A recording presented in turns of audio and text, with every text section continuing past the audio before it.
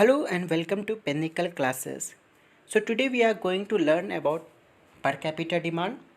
Then after we will learn about the variations in water demand, and thereafter we will solve some problems related to this topic to understand the topic in a more better way. So let us start our discussion with per capita demand. Now what is this per capita demand? पर capita demand का मतलब ये होता है कि एक बंदे को एक दिन में कितना वाटर रिक्वायरमेंट है। ठीक है, तो उसको हम लोग पर कैपिटा डिमांड कहते हैं। पर कैपिटा डिमांड को किस तरीके से कैलकुलेट करते हैं? पर कैपिटा डिमांड को कैलकुलेट करने के लिए हम किसी भी पर्टिकुलर सिटी की जो टोटल ईयरली वाटर रिक्वायरमेंट होती है उसको सबसे पहले कैलकुलेट करते हैं। एक बार जब हमें total yearly water requirement of city पता चल जाती है, उसके बाद में हम उसको डिज़ाइन पॉपुलेशन से डिवाइड कर देते हैं और फिर उसको 365 से डिवाइड कर देते हैं। तो इस तरीके से हमें पर कैपिटा डिमांड पता चलती है। सो ये पर कैपिटा डिमांड क्या होती है?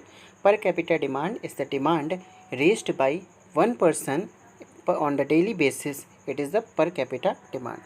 Coming to the next. Okay, so here it is given the breakup of per capita demand for an average Indian city. ठीक है, so for an average Indian city we have already state there are different types of demands in a particular city, that is domestic demand, industrial demand, commercial demand, public use demand and waste and thefts. तो हमने इन सभी के बारे में पिछले video lecture में details में पढ़ा था। वहाँ पे हमने देखा था कि IAS कोड की कुछ रिकमेंडेशंस होती थी जिसमें वो ये बताते थे कि किस टाइप की डिमांड के लिए कितना वाटर रिक्वायर्ड है.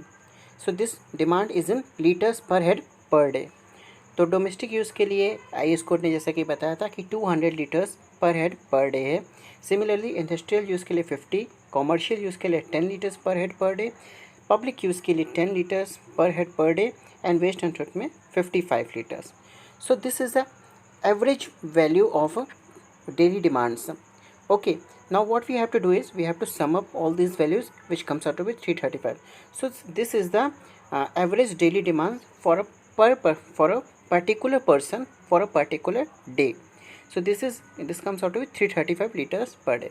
But my main aim is here is to explain you something different. Just look at the figures. Domestic water demands, which is about 200 liters per head per day.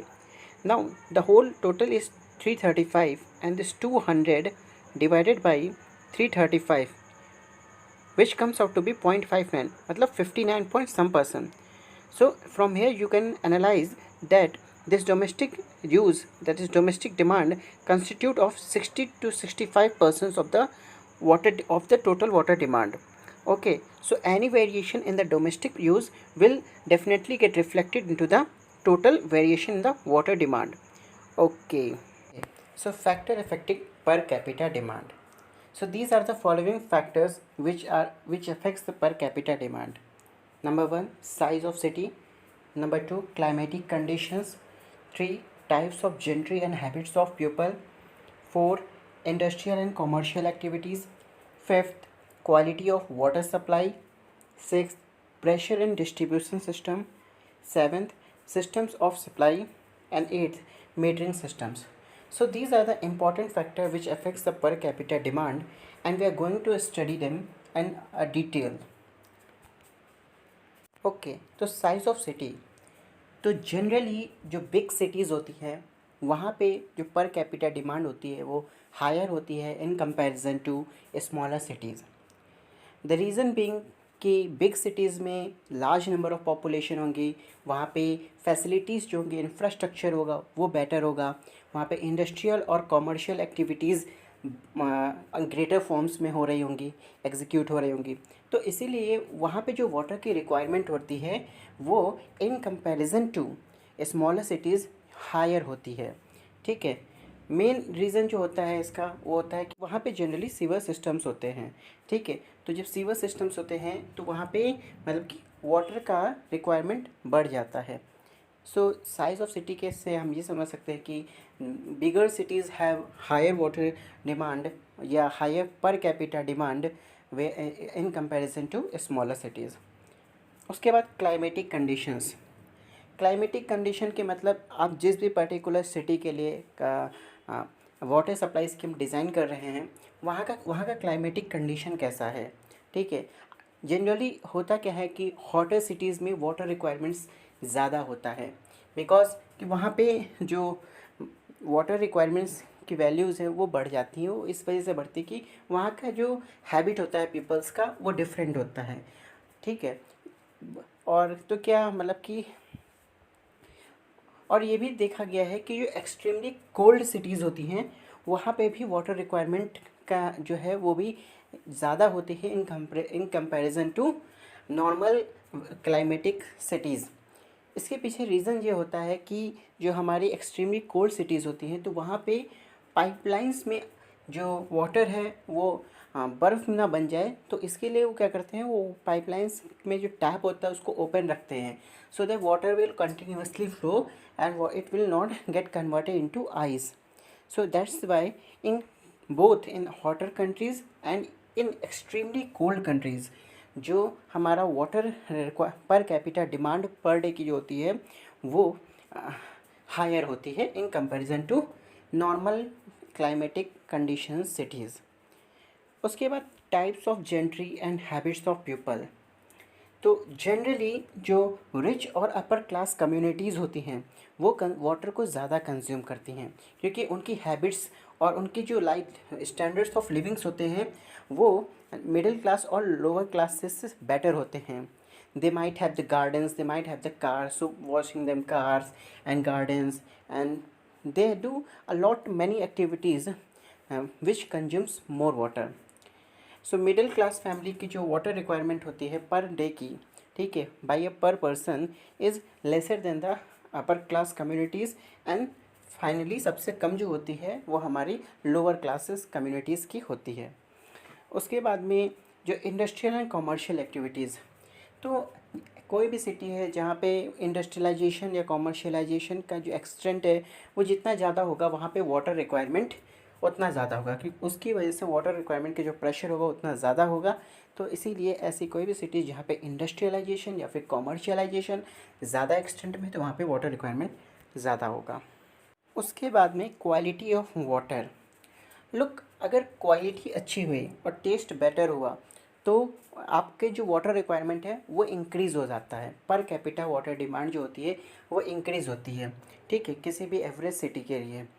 क्योंकि होता क्या है कि जब हमारी वाटर क्वालिटी अच्छी होती है तो people will consume more and more from the water supply scheme.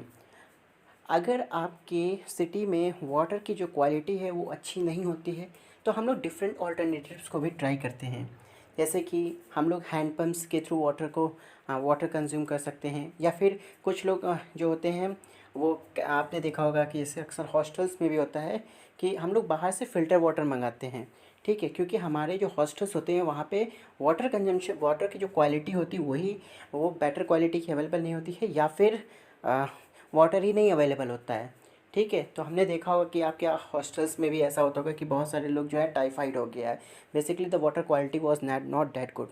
तो उसके लिए क्या किया जाता है कि अपन लोग वाटर को जो है वो बाहर से किसी डिफरेंट ऑल्टरनेटिव सोर्सेज से हम लोग कंज्यूम करना स्टार्ट कर देते हैं, ठीक है। लेकिन अगर हमने सपोज़ के लिए वाटर क्वालिटी बेटर रखी, उसका टेस्ट गुड रखा, तो क्या होगा, तो जो भी तो वाटर जो होता है वो आप डायरेक्टली वाटर सप्लाई से ही कंज्यूम करेंगे। तो एक फैक्टर ये हो जाता है, और दूसरा ये होता है कुछ स्पेसिफिक इंडस्ट्रीज़ होती हैं, ठीक है, जैसे कि बॉयलर फीड। तो उसमें क्या होता है, अगर जो सप्लाई स्कीम में जो वाटर आ रहा है अगर वो उनके स्टैंडर्ड से मीट करता है तो वो खुद के वाटर रिक्वायरमेंट के लिए भी वो इसी पब्लिक यूज़ सप्लाई पे ही डिपेंडेंट हो जाते हैं। तो वो भी क्या करते हैं, पब्लिक सप्लाई का वाटर ही कंज्यूम करते हैं। तो इससे भी क्या होता है कि वाटर जो एवरेज पर कैपिटा डिमांड होती है वो इंक्रीज़ कर जाती है। उसके बाद है प्रेशर इन डिस्ट्रीब्यूशन सिस्टम। तो अगर प्रेशर डिस्ट्रीब्यूशन सिस्टम में प्रेशर ग्रेटर होगा, प्रेशर हायर होगा, तो उस सिचुएशन में जो वाटर है वो आप ज़्यादा कंज्यूम कर पाएंगे। हायर स्टोरी पे सपोज़ करें कि कोई मल्टी स्टोरी बिल्डिंग है तो उसमें जो हायर स्टोरी पे भी जो इंडिविजुअल्स रह रहे होंगे वो भी वाटर को यूज़ कर पाएंगे, और इस वजह से जो वाटर की रिक्वायरमेंट है वो इंक्रीज़ होगी।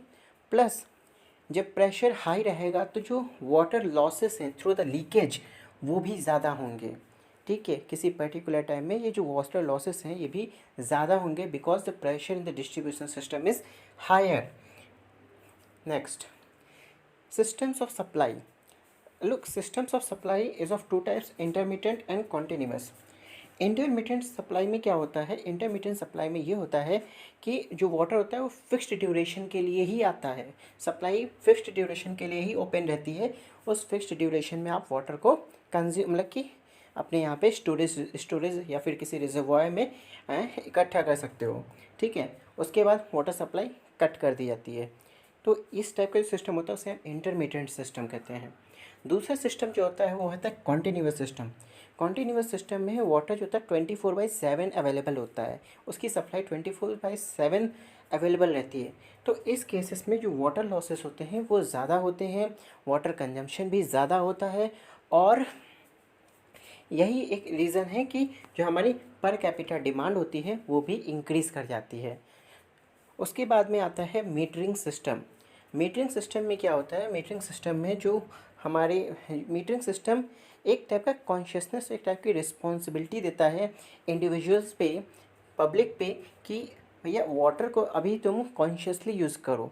ज़्यादा यूज़ करोगे तो चार्जेस ज़्यादा आएंगे, और ये उनको कहीं ना कहीं रिस्ट्रिक्ट करता है, या फिर मतलब कि मोर पॉजिटिव वे में कि मतलब कि वाटर को जो है वो जुडिशियसली यूज़ करो तभी काम है. तो वहाँ पे जो वाटर जो पर कैपिटा डिमांड होती है उसकी वजह से डिक्रीज़ करती है. So these are the important factor affecting the water distribution system. Now variation in water demand. What is this mean by variation in demand? तो अगर आप अपने घर का ही अगर एक दिन का वो जो वाटर रिक्वायरमेंट का एनालिसिस करें तो आपको भी कुछ ऐसा ही कर्व मिलने वाला है. कि क्या होता है कि मॉर्निंग में वाटर रिक्वायरमेंट जो होती है वो ज़्यादा होती है. ठीक है, because we do multiple activities which require more water. ठीक है, we bath, we cook, so which requires a lot of water. And then एक पीरियड एक आता है जब ये सारी एक्टिविटीज़ होल्ड ऑन हो जाती हैं, तो फिर तब से लेकर के शाम तक की जो वाटर होता है वो हमें कम रिक्वायर्ड होता है. ठीक है, we generally use it for drinking purpose. And फिर in the evening, then again the water requirement becomes slightly higher, just because many of the people would with water their gardens, है ना. And then again cooking activities will started, so again the water demand will increase. And then in the night, then again the water demand drops. So in a particular day this water demand vary. Similarly, throughout the whole year, the water demand does not remain constant. It again varies with the seasonal. ठीक है, in summers we require more water, with the water requirement will be more, and hence the water demand would be more. And in winters, the water requirement will be less, and the demand will be less. So we come to know in actual that there is always a variation in water demand, है ना. So we have some factors which can relate the average water demand with respect to maximum water demand and other things. So let us study those factors. So number 1, this is maximum daily consumption or maximum daily demand. Now what is this maximum daily demand? Maximum daily demand stands for that particular day in throughout the year which requires the maximum amount of water. ठीक है, पूरे साल में एक ऐसा दिन जिस दिन आपके वाटर रिक्वायरमेंट जो होगी वो सबसे ज़्यादा होगी. फॉर एग्ज़ाम्पल दिवाली वाला दिन. दिवाली वाले दिन पे क्या होता है कि most of the people use to white wash. Diwali वाले दिन के आसपास का दिन जिसमें most of the people will white wash their home, है ना. They would clean their home. So in that process they require a humongous amount of water. So this is a particular day which requires most amount of water. Suppose if we design the water supply scheme units for the average daily demand, then what would happen? We would not be able to serve on the water supply on the D-day, that is on the Diwali special day. So in that case the purpose is not served, the society will not be happy. Then the purpose of this whole water supply scheme would be defeated. So what we need to consider while designing the water supply scheme is to take the consideration of the maximum water required for that particular day. So okay, so this is the maximum daily demand. Now how to calculate this maximum daily demand? Look, this maximum daily demand is 180% of the average daily demand. So what you need to do is you have to simply multiply 1.8 into the average daily demand. Okay, so by doing so you will get the maximum daily demand. So maximum daily demand is a design water consumption for the source of supply and pipes means. So this is thing to be remembered कि जो आपकी source of supplies होती हैं, जहाँ से आप water को intake करते हो, ठीक है, जो आपके वाटर सोर्सेस हैं और जो आपके पाइप मेंस हैं, ठीक है, यहाँ पे जो वाटर होता है, यहाँ पे जो वाटर कैरिएशन होता है वो मैक्सिमम डेली डिमांड के लिए डिज़ाइन किया जाता है. Next is maximum hourly consumption. Okay, so let us again assume this example कि on the Diwali day most of you would be cleaning your home or whitewashing in the daytime, and that too at a particular point that when most of your community or city members will be busy in cleaning their home. Suppose करिए कि वो time period था 9 to 10 AM का, ठीक है, मतलब कि इस पॉइंट पे आपको वाटर रिक्वायरमेंट सबसे ज़्यादा थी. मैक्सिमम डे किसी साल के मैक्सिमम डे के मैक्सिमम आवर्स में किसी पर्टिकुलर आवर में जो वाटर रिक्वायरमेंट थी वो सबसे ज़्यादा थी. तो हमने अपने कुछ सप्लाई यूनिट्स को इस पर्टिकुलर पीरियड के लिए भी डिज़ाइन करते हैं. जनरली डिस्ट्रीब्यूशन सिस्टम जो आपके पाइप्स होते हैं, डिस्ट्रीब्यूशन पाइप्स होते हैं, उनको हम इसी पर्टिकुलर ड्यूरेशन के लिए डिज़ाइन करते हैं, ठीक है. तो वहाँ पे क्या होता है, वहाँ पे जो हम उन पाइप्स को डिज़ाइन करते हैं वो कब के लिए डिज़ाइन करते हैं, वो डिज़ाइन करते हैं मैक्सिमम आवरली डिमांड के लिए. तो मैक्सिमम आवरली डिमांड क्या है, maximum hourly demand is equal to 150% of the maximum daily demand, ठीक है. तो हम क्या करेंगे, हम मैक्सिमम डेली डिमांड में 1.5 का मल्टीप्लाई कर देंगे तो हमें मैक्सिमम आवरली डिमांड मिल जाएगी. और जो यूनिट होगी उसको अगर हम आवर्स में कन्वर्ट करेंगे तो हम उस कंप्लीट वैल्यू को 24 से डिवाइड कर देंगे. So what is this maximum hourly demand? This is 1.5 multiplied by maximum daily demand divided by 24. Okay, so this is the maximum hourly demand.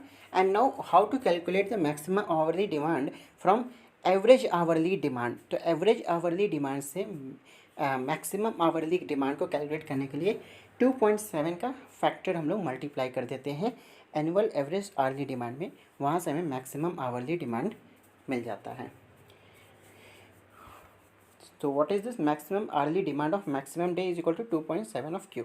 उसके बाद में ये आता है कोइंसिडेंट ड्राफ्ट, ठीक है.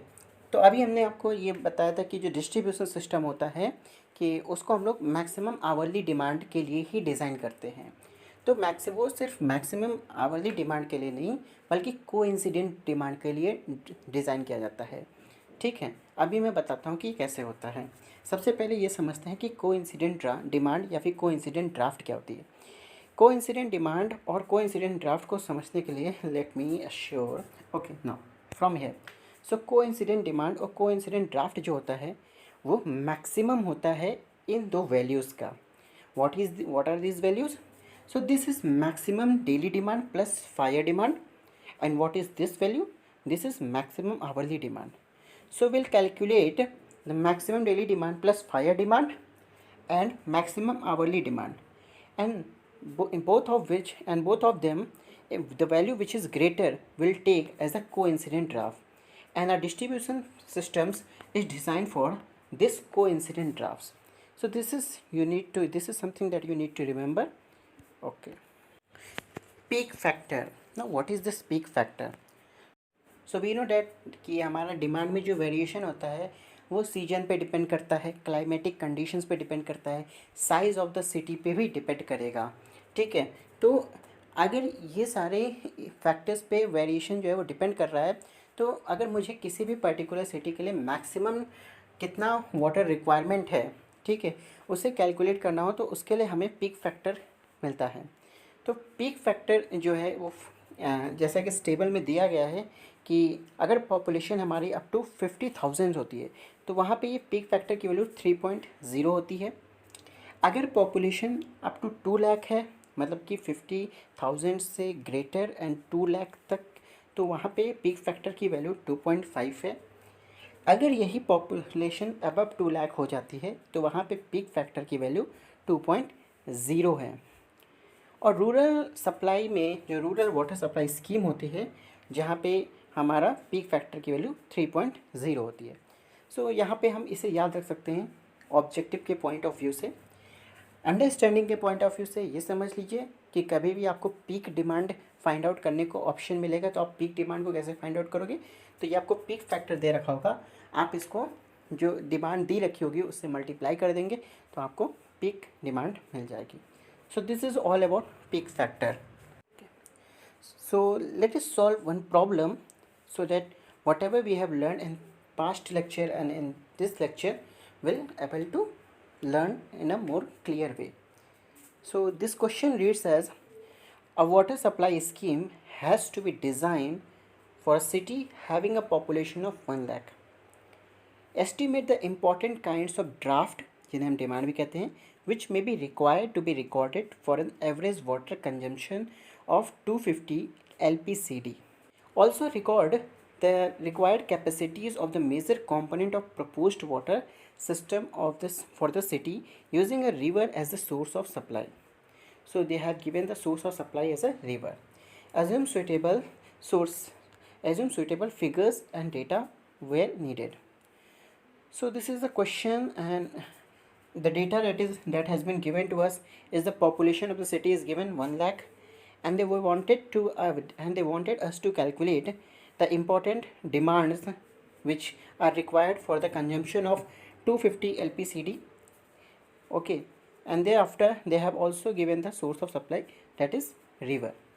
Okay, so let us start to solving this question and understand the basic nitty-gritty of the concept. Okay, so let us first of all write the data what they have given us.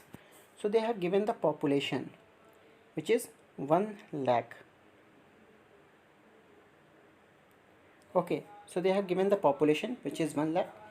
They had also given us the average water consumption, यानी कि small Q दे रखा है 250 liters per capita per demand. So they have given the population and liters. So these are the two major things that they have given, and on the basis of this we'll calculate the problem. So from the problem we know that we have to calculate what is the maximum daily demand. First thing, okay, let us be more precise. सबसे पहले हम ये calculate करने वाले हैं कि average daily demand for that particular city कितनी है। उसके बाद में हम करने वाले हैं कैलकुलेट मैक्सिमम डेली डिमांड। उसके बाद में हम कैलकुलेट करेंगे मैक्सिमम आवरली डिमांड, और उसके बाद में हम कैलकुलेट करेंगे coincident demand. Okay, so we'll calculate all these four things for the given question. So these are the important things that we need to calculate for the above question. So let us start. So how to calculate this average daily demand या फिर average daily draft. Average daily draft को calculate करने का simple सा formula होता है कि आपको पर पर्सन पर डे के लिए आपको एलपीसीडी में जो वैल्यू दे रखी थी वो 250 दे रखी थी, आप उसको टोटल पॉपुलेशन से मल्टीप्लाई कर देंगे तो आपको वहाँ से जो है वहाँ से आपको जो उस पर्टिकुलर सिटी के लिए एवरेज डेली डिमांड जो है वो मिल जाएगी. ठीक है, तो हमें पॉपुलेशन जो दे रखी थी वो 1 लाख दे रखी थी, और जो हमें एवरेज डेली ड्राफ्ट दे रखा था फॉर पर पर्सन, ठीक है, एलपीसीडी मतलब कि जो पर एलपीसीडी जो दे रखा था लीटर्स पर कैपिटल डिमांड दे रखी थी वो 250 दे रखी थी. तो हम लीटर्स पर कैपिटल डिमांड को total number of people population से मल्टीप्लाई कर देंगे तो हमें वहाँ पे एवरेज डेली डिमांड मिल जाएगा. अगेन उसके बाद में हम कैलकुलेट करेंगे मैक्सिमम डेली ड्राफ्ट या फिर maximum daily demand. Maximum daily demand होता था 1.8 multiplied by Q, where Q is average daily demand. तो मैक्सिमम डेली डिमांड के लिए हम एवरेज डेली डिमांड में 1.8 मल्टीप्लाई कर देंगे. So by multiplying 1.8 to this 25 will get 45 mld। उसके बाद हम कैलकुलेट करेंगे maximum hourly demand. Maximum hourly demand को कैलकुलेट करने के लिए हम ये जो वैल्यू आई है एवरेज डेली डिमांड की, हम इसको 2.7 से मल्टीप्लाई कर देंगे। तो जब हम इसको 2.7 से मल्टीप्लाई करेंगे 67.5 आ जाएगा। सो this is all about the average daily draft, maximum daily draft and maximum hourly draft. उसके बाद में हमें कैलकुलेट करना है कोइंसिडेंट ड्राफ्ट के लिए। तो कोइंसिडेंट ड्राफ्ट के लिए मैंने बताया था कि coincident draft is the maximum of maximum daily demand plus fire demand और मैक्सिमम आवरली डिमांड। सो हमने मैक्सिमम आवरली डिमांड कैलकुलेट कर ली है, हमारे पास मैक्सिमम डेली डिमांड भी है। अब हम अगर फायर डिमांड को कैलकुलेट कर लें तो उसके बाद हम कोइंसिडेंट ड्राफ्ट को कैलकुलेट कर सकते हैं।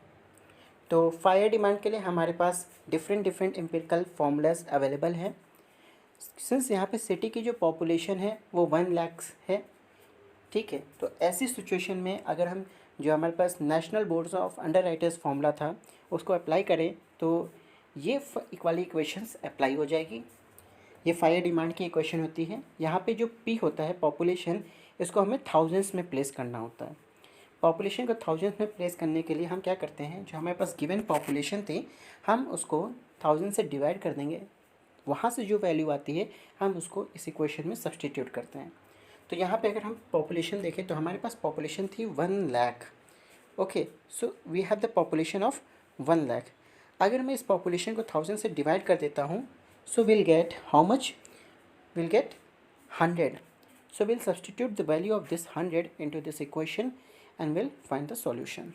Now substituting the value in the equation, we get 61 mld as the final answer. ठीक है, यहाँ से जो Q की वैल्यू आती थी वो लीटर्स पर मिनट में आती थी, ये भी याद रखना था। जब हम ये वाला टॉपिक पढ़ रहे थे तो वहाँ पे मैंने बताया था कि जो एम्पिरिकल रिलेशंस हैं इनके साथ में ये किस यूनिट्स में आपको आंसर देने वाले हैं उसको भी याद रखना होगा। तो ये जो यूनिट्स होती थी, यहाँ से जो क्यू डिस्चार्ज की जो वैल्यू आती थी वो लीटर्स पर मिनट में आती थी, हमने इसको लीटर्स पर डे में कन्वर्ट किया और ये वैल्यू आ गई 61 मिलियन लीटर्स पर डे। उसके बाद में हम कैलकुलेट करेंगे कोइंसिडेंट ड्राफ्ट। कोइंसिडेंट ड्राफ्ट के लिए हमने पढ़ा था कि कोइंसिडेंट ड्राफ्ट जो होता है ये MDD प्लस FD या फिर MHD, इनमें से जो भी वैल्यू ग्रेटर होती है वही हमारी कोइंसिडेंट ड्राफ्ट हो जाती है। ठीक है, तो हमने मैक्सिमम आवरली डिमांड पिछली स्लाइड्स में कैलकुलेट किया था जिसकी वैल्यू आई थी 67.5 mld। उसके बाद में हम यहाँ पे को maximum daily demand plus fire draft को अगर ऐड करते हैं तो ये वैल्यू हो जाती है 106। Now this value is greater than MHD, that is 67.5 mld. So from here we can conclude that coincident draft is equal to the maximum daily draft plus fire draft. So which comes out to be 106 mld. So this is all about in this lecture, and we'll coming back with new topic in the next lecture. Thank you.